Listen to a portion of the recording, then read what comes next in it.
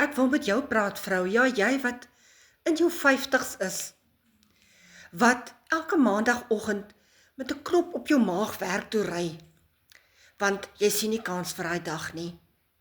En julle, ek was daar. Ek weet hoe dit voel. Ek het bedank. Ek het na 6 maande net besluit, ek kan nie meer nie.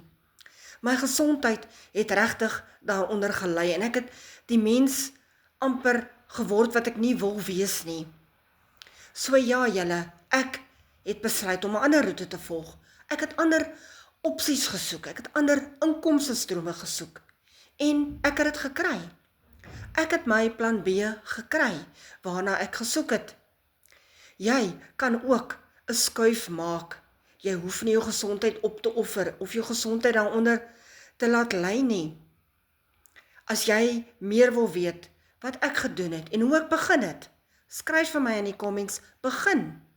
En ek deel met jou die inligting wat ek weet. Ek stuur vir jou 'n video en jy kan op jou eie tyd daarna kyk en besluit of hierdie ook vir jou kan werk. Tot later.